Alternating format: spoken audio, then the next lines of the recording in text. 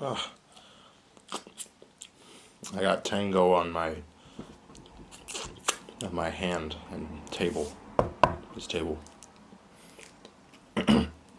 All right. Ralph Breaks the Internet is a film that I saw with my face today. And I didn't have much anticipation for this movie. I like the first one, Wreck-It Ralph. You know, it's fun. It's cute. It's a nice film that I enjoy. This one centers around our good old buddies Ralph and Vanellope going to the internet because Vanellope's game Sugar Rush is gonna be shut down. So they're gonna go to the internet and make it so that doesn't happen. And things happen. Shenanigans occur. And I thought this movie was okay. You know, Disney notoriously has done a lot of sequels to their films, but the vast majority of them were done by a studio called, I think, Disney Toon Studios. The same studio that made the Disney animated TV shows. Though that was a studio that mostly handled Disney sequels. So they're not really part of the Disney canon, so to speak, because they weren't actually made by Walt Disney Animation Studios.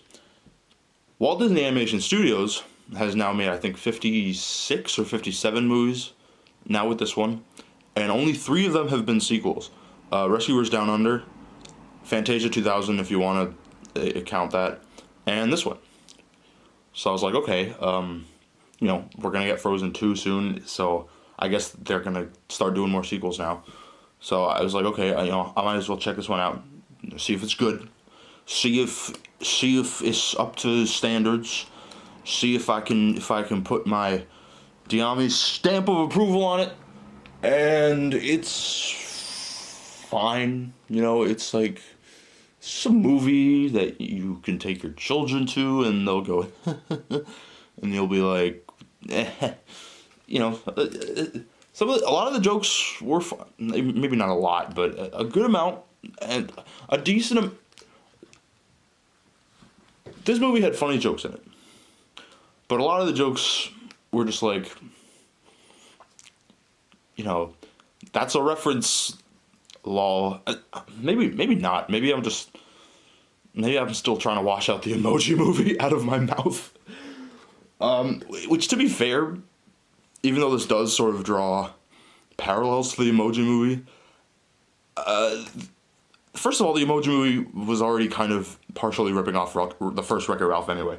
And secondly, this movie is way better than the Emoji Movie. You know, this movie wasn't one of my favorites, but compared to the Emoji Movie, this is a fucking masterpiece. The Emoji Movie is a terrible film that deserves to be thrown into a toilet and have runny diarrhea sprayed all over it.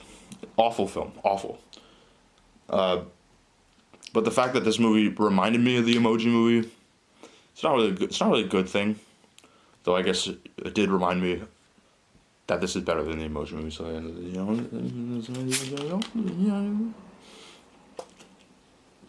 you know, the part I was actually least looking forward to in this film was the part with all the princesses. You know, it's shown in the trailer. It's, you know, probably the one part of the trailer that gets people, you know, that got people talking about this movie the most, aside from that fucking rabbit blowing up. And they were my favorite part of this movie. The Disney princesses showing up and them all having, you know, their previous voice actors, except for Snow White, who is someone new. and obviously they don't all have their original voice actors since a lot of them are really old. But they're voice actors who've played them in previous, Disney media, whatever they've appeared in. So that was nice. Brad Garrett as Eeyore is in this, which is fun. You got stormtroopers. You got Buzz Lightyear in the background. All within the Disney section of the internet. And that's really where the interesting stuff kind of stops for me. And that's what I thought was going to be the most annoying, was the Disney meta references. Because Disney has been kind of building up to this, there was like that reference with like the new movie DVDs and Zootopia of the movies that haven't come out yet, and they're all Disney movies. And then you had Moana, which I don't know. I think they made, I don't know. Fuck it, forget it. But I thought it was fine here. It was definitely the part where I paid the most attention, because I was looking for all the little Easter eggs, and I was like, oh, it's the princesses, it's fun. But yeah, that shouldn't have been the best part of the movie, because that's the part of the movie that is least reliant on the actual plot, and more reliant on, hey, here's a thing you've seen before. That's cool, right?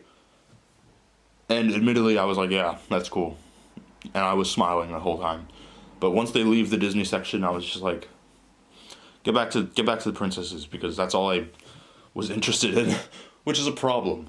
And you'll notice I haven't said anything about the actual plot of this film, aside from the fact that they have to go to the internet to stop Sugar Rush from crashing. And that's because the plot just isn't very interesting. Hold on. That was making me sweaty. It's warm in here. Rowlet. They go to like one area of the internet, and they go to eBay to try to do something that'll get them, to get like a part of the Sugar Rush game, so they won't shut it down. And then turns out they have to go to like another website, and then from there it turns out they have to go to another website, and the whole movie is just kind of like them going around, and the fucking like dramatic friendship misunderstanding. Ralph does something horrible that fucks up his relationship with Vanellope, and she gets all pissed at him, even though he just wanted what was best for her, and the exact same shit that they did in the first movie. They just do the same shit again. And earlier on, like in one of the first scenes of this movie, Vanellope's all talking about how she's tired of the predictability. She wants something new. She wants something that, is like what her regular life is, but with like a twist on it, which is why she eventually gets interested in being a part of this, this new game, this new racing game. That's like all hardcore and Grand Theft Auto-y, and she's like, okay, this is what I like doing, but it's a little different, And when she mentioned that in the beginning of the movie, I was thinking, okay, this might be interesting, because this might be the writers at Disney kind of foreshadowing that this story was gonna maybe take an interesting turn, and maybe do something that hasn't been done in previous Disney films, or in the previous Wreck-It Ralph film. And man, I fucking gave them too much credit, because they just did the same shit that they did in the first movie. So whatever. I've gone on for like 9.5 minutes now. I'm gonna stop. I mean, there's not much more to say about this movie. It's fine. It's like fine. It's fucking fine.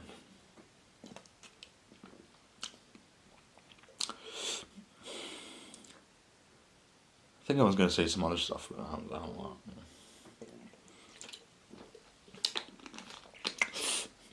What movies are still out right now? Is Widow still out? Go see Widows if you haven't, if it's still out. It was good. It was a good. A good film. What else? I had something else to say about this fucking movie, but it has escaped me. I will mention that Fix-It Felix and Calhoun, the characters from the first movie, they're not in this one very much. So if you're a fan of those characters, like I am, then you'll be disappointed in that, like I was. But whatever. The design of the internet is cool, I guess. I mean, it's pretty much what you see in the trailers. It was fine. It looked kind of like, okay, it didn't really look at all like this, but it reminded me of Fairly Odd Parents episode Channel Chasers, when they go into the TV and they're surfing through all the channels, and it didn't look at all like, I don't know, maybe it did, but it kind of, that's what it's making me think of, alright? Gee whiz. So, yeah, that's Ralph Breaks the Internet. It's a film. Yeah. You know,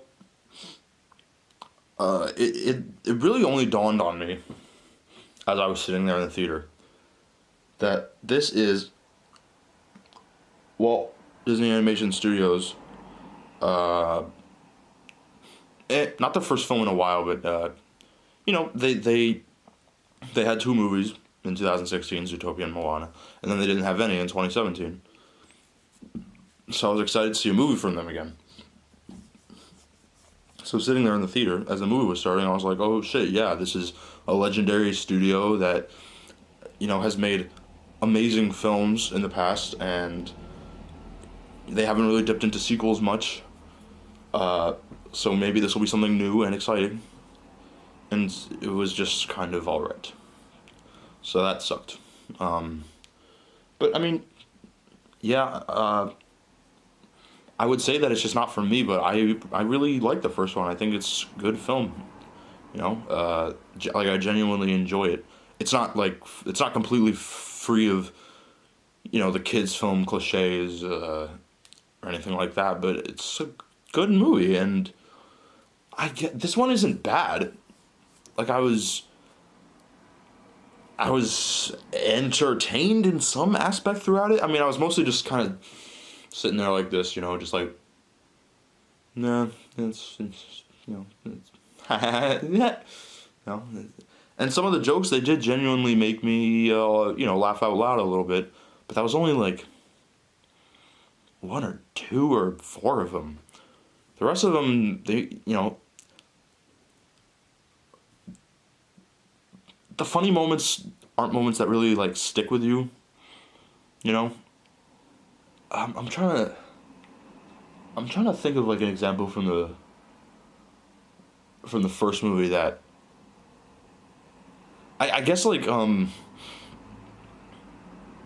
know, fuck it. The first movie was good. This one is mediocre. Blah blah blah blah blah. I mean, what did you really expect from a Disney movie about the internet? Like, did you not expect these like easy jokes? Like, congratulations movie, you pointed out that YouTube has a bunch of cat videos. Like, fucking welcome to 2009. Is YouTube even... Like, I feel like I don't see very many cat videos around. And I feel like every time YouTube is brought up in a movie, they're always like, cat videos. There is a scene in this film where Ralph wanders into the comments section of, I don't think it's YouTube, it's of like this movie's version of YouTube, which they still mention YouTube, so that was kind of weird. Why didn't you just make this YouTube? Whatever.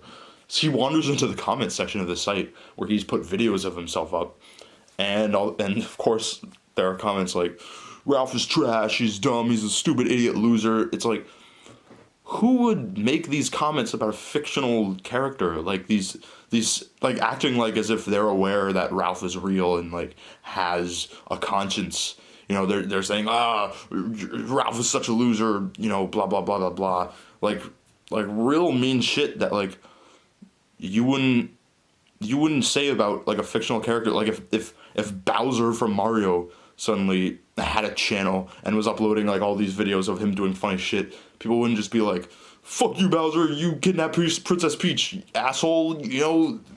Fuck you."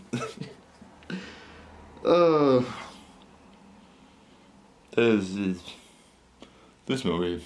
There is a scene where all the princesses sort of come together and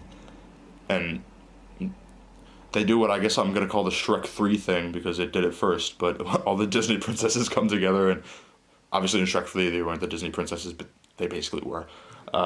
They all come together and they use their powers to save the day. That was fun. The princesses were the best part of this movie, and they shouldn't have been, but they were. Yeah, I hope you enjoyed this 16 fucking minute ramble about Ralph Breaks the Internet. Okay. Anything else?